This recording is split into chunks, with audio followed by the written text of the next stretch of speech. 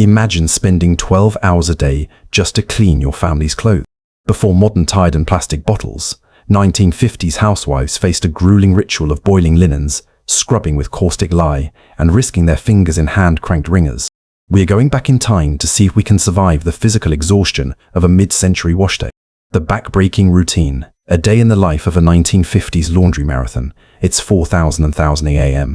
The rooster hasn't even crowed yet, but you're already up. Why? Because today is laundry day. And in 1950, laundry day wasn't just a chore, it was a full-blown military operation. You start by hauling water.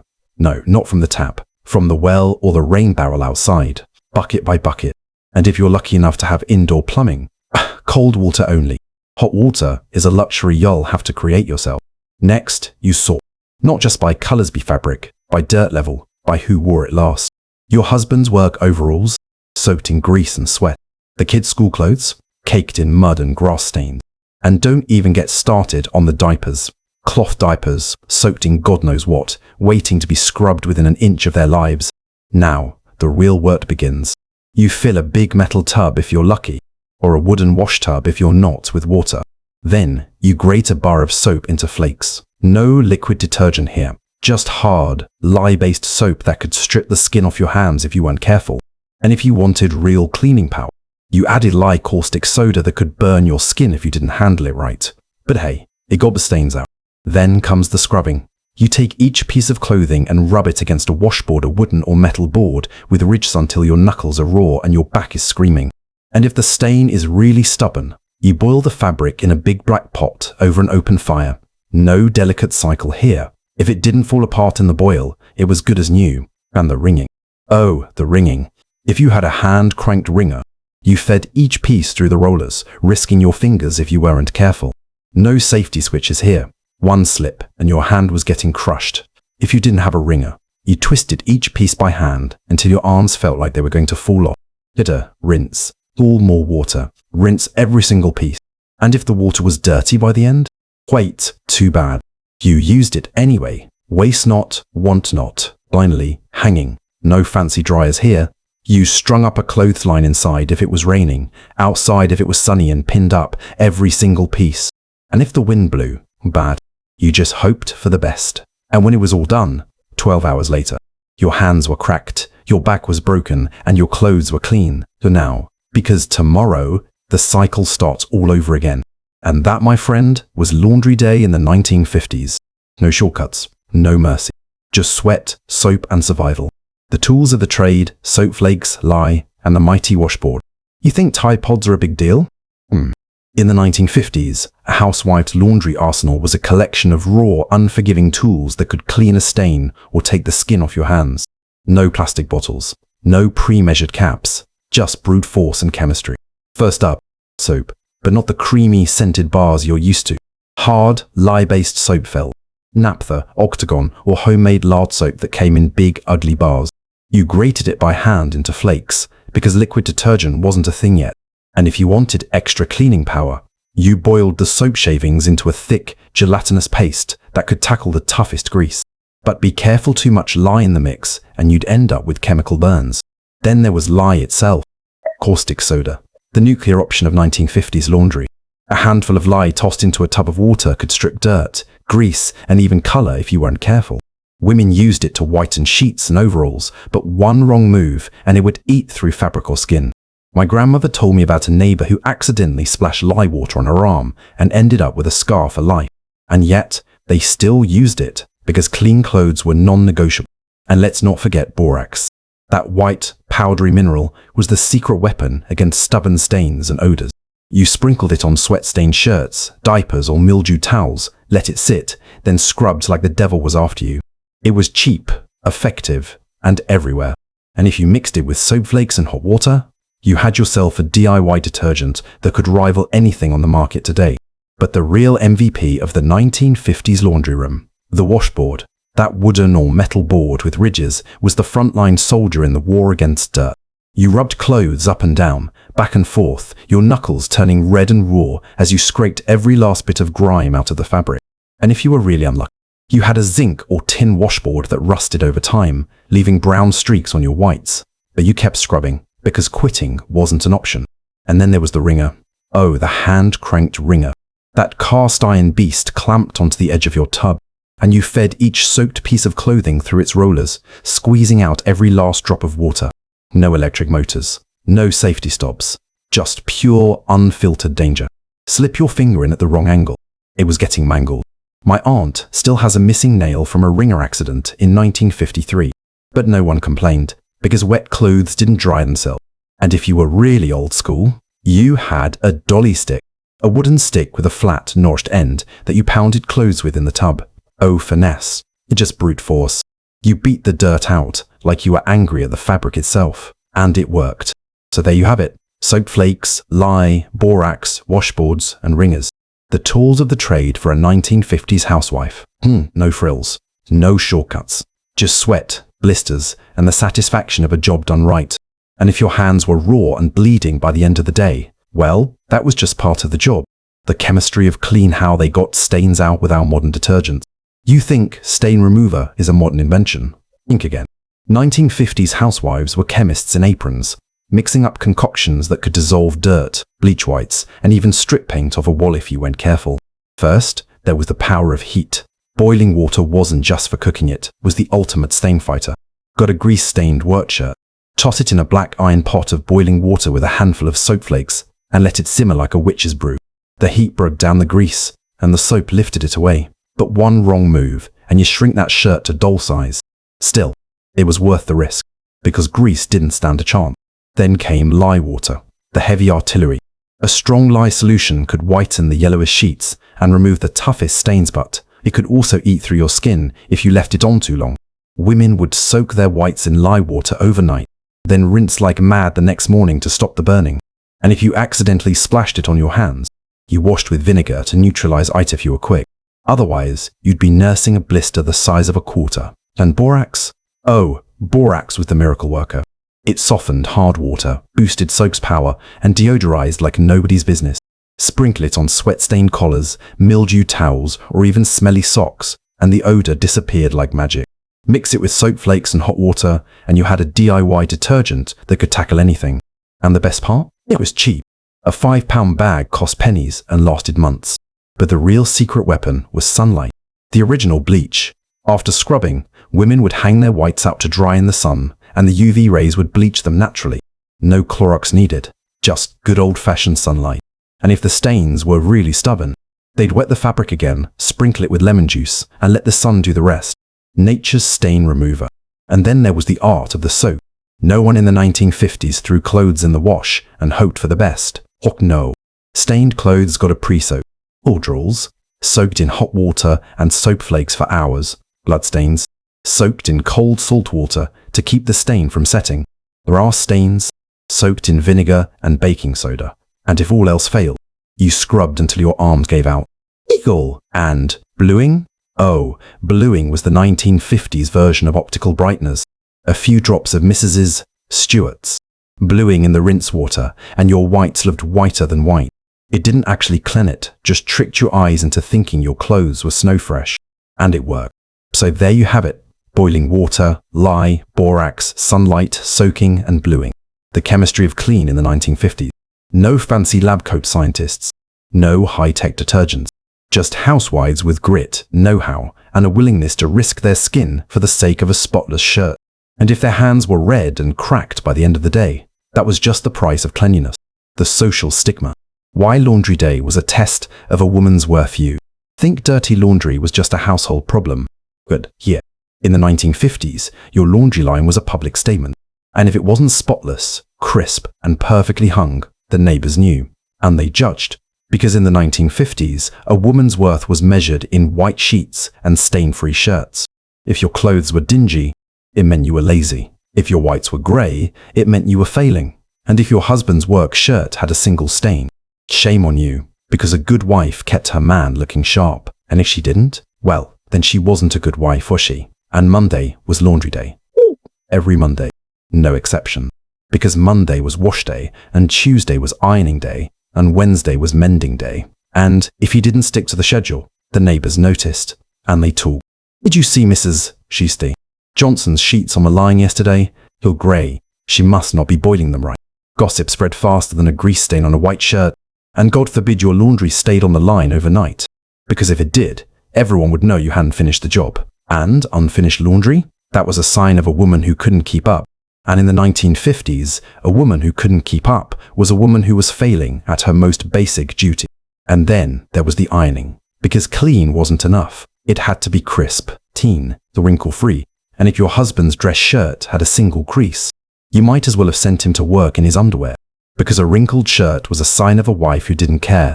And a wife who didn't care was a wife who was letting her family down. You know, the smell. Oh, the smell was everything. If your clothes smelled like sweat or mildew, it meant you weren't doing your job. And if they smelled like lye or soap, even worse, because that meant you hadn't rinsed them properly. And no one wanted to be the woman whose laundry smelled like a chemistry experiment. And the worst sin of all, hanging your laundry out to dry on Sunday, because Sunday was the Lord's Day, and the Lord didn't want to see your underthings flapping in the breeze. So if you dared to hang laundry on a Sunday, you were not just lazy, you were sinful, and the neighbors would make sure you knew it. And the ultimate test, the white sheet challenge.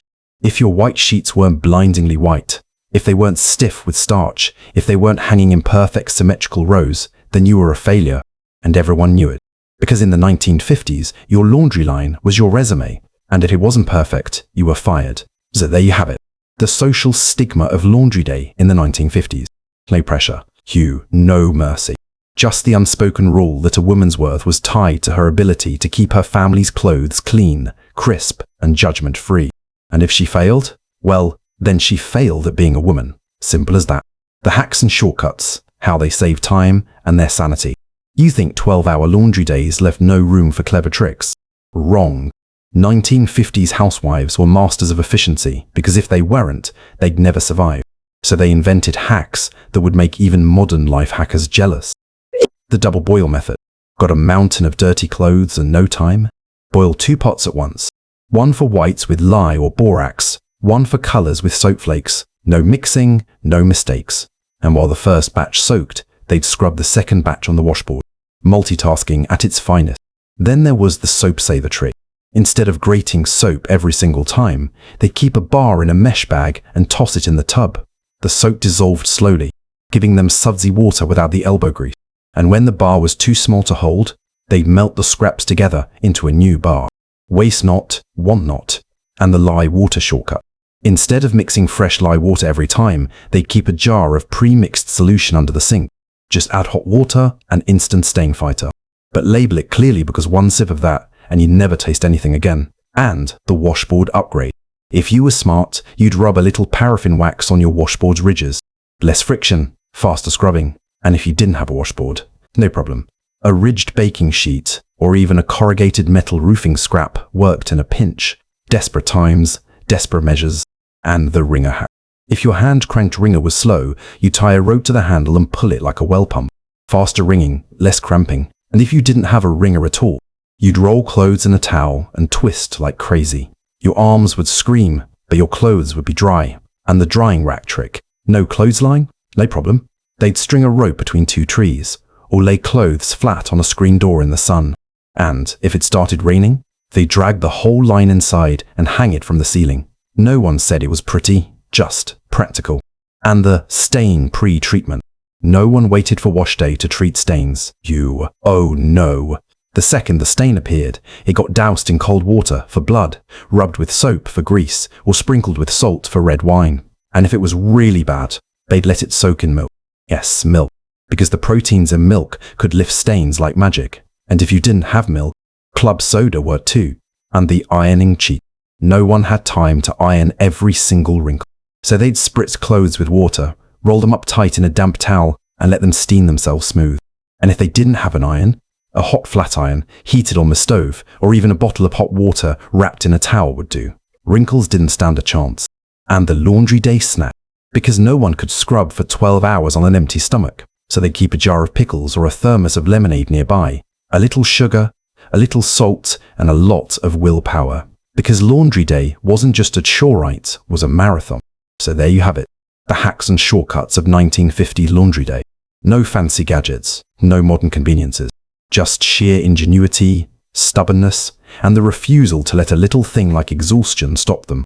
And if their hands were raw and their backs were aching by the end of the day. Well, that was just the price of a job well done. The dark side. When laundry went wrong, you think laundry day was all sunshine and fresh sheets. Ink again. Because for every spotless shirt, there was a disaster waiting to happen. And when it did, it was bad. First, there was the lye accident.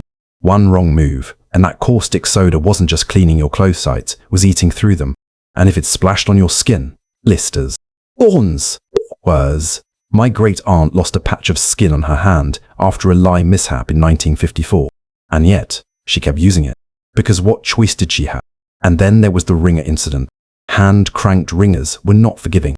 One slip, and your finger was caught in the rollers. And no safety switch meant no stopping it. My grandmother still has a crooked fingernail from the time her finger got pinched in the wringer. And she wasn't the only one. Every woman in the neighborhood had a wringer horror story, and the boiling water disasters. Too much heat, and your delicate blouse was now a doll's dress. Too little, and the stains set in forever. And if you forgot to check the fabric, say goodbye to that shirt. Because 1950s clothes weren't made to last through modern mistakes. And the soap mishaps. Too much soap, and your clothes were caked in residue. Too little, and they came out dirtier than they went in. And if you used the wrong kind, say hello to faded colors and stiff fabric. Because not all soaps were created equal. And the weather betrayals. You spent all day scrubbing, only for the sky to open up and soak your freshly washed clothes. And if you didn't have a covered line, you're bad. Your whites were now grey, and your sheets smelled like mildew. And no amount of rewashing could fix the damage. And the neighbor's judgment. Because if your laundry went wrong, everyone knew. And they talked. Can you see Mrs. Smith's sheets? She left them out in the rain. They're ruined. One mistake, and your reputation was on the line. Because in the 1950s, your laundry wasn't just your business, it was the neighborhood's entertainment. And the worst of all, the never-ending cycle. Because laundry day wasn't just one day. It was every day, every week, every month. And if you fell behind, the pile just grew, and the stress just mounted, and the work just never ended. So there you have it. The dark side of 1950s laundry. Few do-overs, no mercy. Just the cold, hard reality that one wrong move could turn a routine chore into a full-blown disaster. And if it did, you picked yourself up, learned your lesson, and did it all over again next Monday. Because that's what 1950s housewives did. They survived. The legacy. How 1950s laundry methods still influence us. Today, you think 1950s laundry methods are a thing of the past? Think again. Because their legacy is everywhere in the products we use, the habits we keep, and even the way we think about cleanliness. First, there's the rise of old-school cleaning hacks. Borax, baking soda, vinegar, and lye, they're all still around. Why? Because they work. People still sprinkle borax in their wash for whiter whites. They still soak stains in vinegar before tossing them in the machine. And baking soda? It's in every pantry as a natural deodorizer and cleaner. Because some things just don't need improving. And then there's the DIY detergent movement. Homemade laundry soap is all the rage these days. Soap flakes, washing soda, and essential oil sits basically 1950s laundry in a modern wrapper. And why do people do it? Because it's cheap, effective, and free of harsh chemicals. Sound familiar? That's because it's the same reasoning 1950s housewives used. And the obsession with clean. In the 1950s, clean wasn't just a preference. It was a moral obligation. And today, we're still obsessed. Whiter whites, fresher smells, stain-free clothes.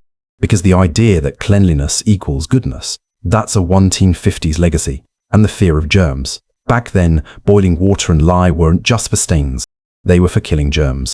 And today, we've got antibacterial soaps, sanitizers, and disinfectant wipes. Because the fear of dirt and disease, that's not going anywhere. And the laundry day routine. Monday was wash day. Tuesday was ironing day. And today, we still have a laundry day. Maybe it's Saturday or Sunday, but we still set aside a day to tackle the pile. Because some habits die hard. And the judgment. Oh, the judgment is still there. Dirty laundry in public, still a social faux pas. Stains on your shirt, still a sign of laziness. Wrinkled clothes, still a mark of a person who doesn't care, because the idea that your laundry reflects your work, that's still alive and well. And the nostalgia. Vintage washboards, old-fashioned soap, and hand-cranked wringers. They're not just relics. They're trendy. People collect them, display them, and even use them not because they have to, but because they want to. Because there's something romantic about the way things used to be. So there you have it. The legacy of 1950s laundry. No, we don't scrub our clothes on washboards anymore. No, we don't risk our fingers in hand-cranked wringers. But the spirit of those days, it's still with us, in the products we use, the habits we keep, and the way we think about clean. And that's a legacy worth remembering.